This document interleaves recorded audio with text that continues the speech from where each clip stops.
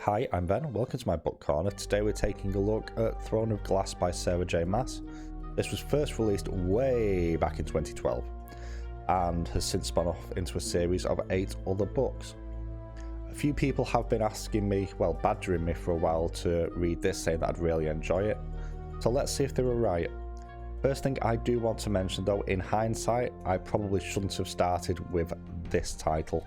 Throne of Glass, while it is the first book in the Throne of Glass series, in terms of timeline, there is a book set before this, which is The Assassin's Blade, which is a collection of short stories, which I probably would have preferred to have read first, just for some character stuff involving the main character of this story. But I didn't, so all that being said, we're going to take a look at this, starting with the story, moving on to the characters, the world building, and then my final thoughts. So let's just jump straight in.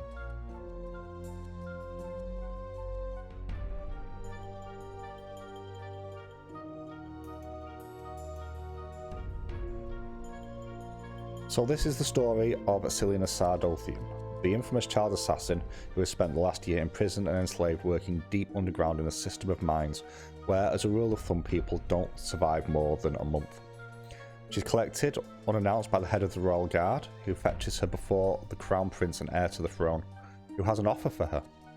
He wishes to sponsor her in a competition for the chance to become the champion of the king. If she was to become the champion after so many years, she would earn her freedom, which realistically, from her current situation, is something she can't refuse. After agreeing, she goes to the capital and is trained and put through her paces before taking part in a series of tests. However, after a few of these tests have undergone, before future ones, occasionally some of the champions are found dead, torn apart with vital body organs missing, and it becomes a race against time for her own survival to see if she can actually make it to the end. On top of this, she's caught the eye not only of the head of the King's Guard, but also of the prince himself, causing potentially more problems further down the line as courtiers who are seeking his hand try and discover who she really is. It's a pretty solid story here, stuff that you've seen elsewhere before, but it is actually really well told, and there's some interesting twists and turns in here with some of the other characters that come in, and some of the world building that goes on really help enhance the story for this one.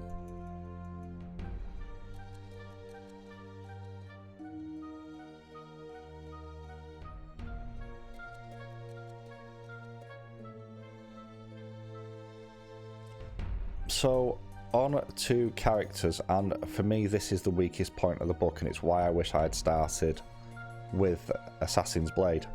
So Celaena is this really famous, well-known, terrified of assassin. Most people don't realise that she was a child that's been kept from them by the king. And the problem you have here is, for somebody who is so famous, you don't get that much of the backstory, which is what's covered in the Assassin's Blade, I believe.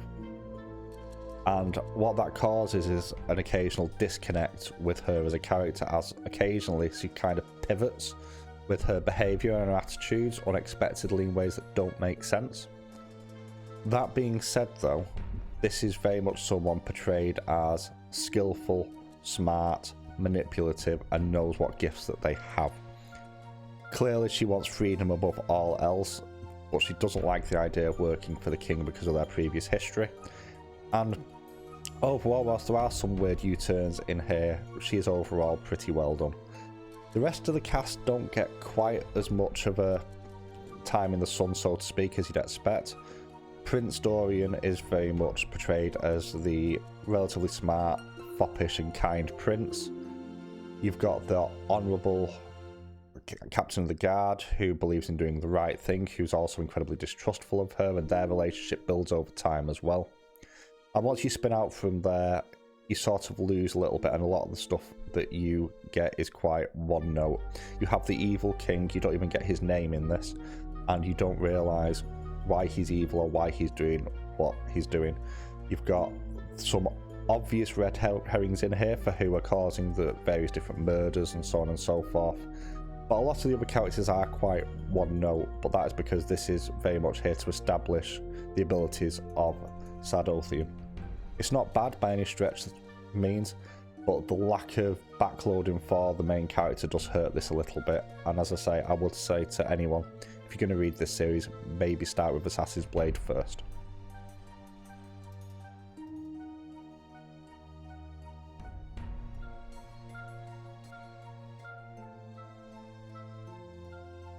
So that fetches us to world building, and this is incredibly strong here. It touches on the fact that how the land used to be magical, but that magic has sort of sapped away. How there used to be the fey-infused forests, but the king had them cut down, and how there's this sort of oppressive sense from this king who's trying to take over the entire world, basically. And you get a sense of menace from this character, and it's not explained why, and how dangerous the world is and how in control he wants to be. And that bleeds into everything to do with the world building. The descriptions of the conditions in the mines as well are quite harrowing for what people go through. And on top of that as well, you have various descriptions of what's happening in various wars that are going on as Ardalan tries to conquer everything. And you get some political intrigue as well. A princess from one of the recently more subjugated nations is in the city, and there's plots involving them, maybe taking them hostage or using them as a barter piece, for want of a better word. You hear stories of far-off battles and the death of entire companies of soldiers. And on top of that as well, you have something that is quite topical at the moment, book burnings, and how the king is trying to control knowledge and hide all knowledge of magic and religion, and how heresy is used to reinforce a lot of the rules as well. On top of that, you have the court intrigues going on. While it's not touched on as much in here, there is a fair amount of that going on, particularly due to the fact that the heir to the throne at this point is not married. You have some play there. You have some romantic love triangling going on with Sardothien as well, just something that's worth mentioning. And just in general, this feels like a lived-in, breathing world where people have secrets. An example of that is the word marks, which are not really recognised or known by most people, and they hold some form of magic. It's not clear how many people do know about this, if the king even knows about this, and it's very much a forbidden thing. And overall, the world building is really, really strong, and it does a good job of setting up what the next book may well be. There's also a few points in here where there's not so much flashbacks, but rememberings of previous times as well. And you do touch on foreign countries as well, and even just little things like changes of climate or various different religious festivals, like their version of Christmas. It's actually really, really well done here.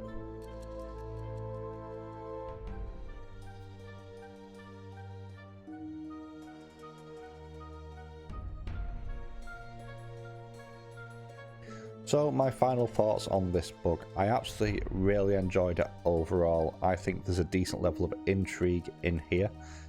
I think the fact that the world building is so strong, and the fact that there's such a control on information flow that the king is making sure it doesn't get out, is a really interesting concept which you don't always see that often used in a lot of fantasy books. Quite often it's they're an evil king, but this is obviously somebody who is a bit smarter than they otherwise appear to be, as well as just being incredibly cruel. There are a few issues with this. First of all, the love triangle, not for me. I can see why it's in here. I am a little bit curious to see where it goes, but overall, part of it has quite an abrupt ending towards the back end of the book and made it feel a little bit pointless, if I'm completely honest. And also, Celaena Sardothien's characterization in general, while overall is fine, there are these on 2 or 3 occasions in the book where she sort of hard veers in the opposite direction, and it doesn't feel quite natural. It almost feels like a complete U-turn in character before she switches back again in the next chapter. Doesn't really take away that much, it's just a little bit jarring when it does happen, and as I've already mentioned, that's probably why I should have started with Assassin's Blade first. But overall, this is a fairly typical fantasy story that is really well told, with some interesting characters and some pretty cool concepts and world building. This goes in bottom end of A tier for me, I think. I'm really curious to see where the series goes after this. This is very clearly the first book of a series and has been designed as such. But compared to some other books that I've read that are book one of a series, this fares a lot better than most. But have you read any of this series? What do you think of it? Let me know in the comments below, and I'll catch you all next time.